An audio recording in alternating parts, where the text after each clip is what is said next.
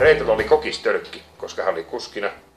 Niin kokistölkkiä meni sinne apinalle siihen häkin luokse lirputtelemaan huvikseen tällä vaan, että terve. Niin apina tuli tarpeeksi lähelle ja nappasi sen kokistölkin Reetulta ja joi sen naamaan sen kokiksi. Mä sanoin samaan tien, että se on harvoja apinoita, jotka on ryypännyt Reetun kanssa. Tässä talossahan kuuluu se Danny-hissi.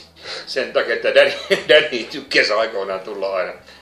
Ja kun kuulin, että nyt hänet kuulutetaan, joku tunnarimusiikki kuului tuonne alas asti, lähti joku teon, niin Danny hyppäsi hissiin ja samalti se ilmestyi sieltä ja suureen maailman tyyliin niin kuin hän tekee. Sitten niin tehtiin kerran suuresti sama homma, että Saku tuli Danny-hissiin ja se oli pukeutunut Dannyksi.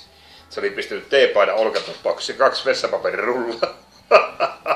Esitti Dannyä. Ja Danny oli sinä vuonna muistaakseni valittu kevyen musiikin, miksiköhän ritariksi sen lyötiin, se neuvos, kyllä, musiikkineuvos.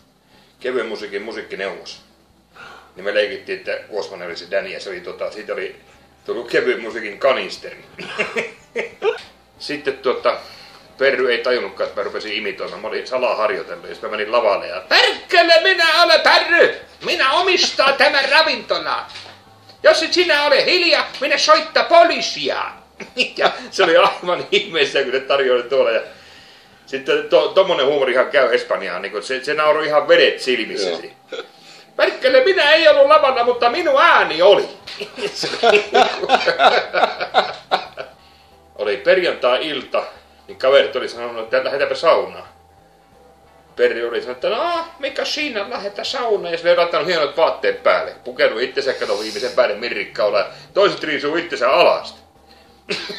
Ihmeessä, että mitä tapahtua? No lähdetään saunaan, kaverit sanoi. Ei se tiedä mikä on sauna. Ne talutti, se on niin kuuma, perkkele, hiki tuli heti. Minä riisua kaikki hieno vaatteja pois. Sitten vasta minä tiesin, mikä on sauna. Tuossa oli ennen kuin oli semmoista meininkiä. Reilu 10 vuotta sitten oli semmoista, että tuohon pihalle aina päivällä kokoontui kaikki hullut suomalaiset tuohon ja vähän kupittelemaan ja höpöttelemään. Ja siellä sattui kanssa siinä pihalla aina ihan mahtavia juttuja, kaiken näköistä. Muun muassa Matti Nykänen sanoi vahingossa kerran yhden suomalaisen sanalaskun väärinpäin. Sillä oli kauhea darra, eli vähän dagen efter, hangover, mitä kaikkia näitä nyt on. Niin se oli siinä ja Kuosmanen sitten toiselle äkkiä, kun Matti vapisi siinä pöydässä, niin Kuosmanen toiselle jonkun drinkin siihen. Matti alkoi ottaa se drinkkiä ja päätti olla hauskaa. Sen piti sanoa, että sillä se on lähtee, millä se on tullutkin. Matti sanoi, että sillä se rapula tulee, millä se on lähtenyt.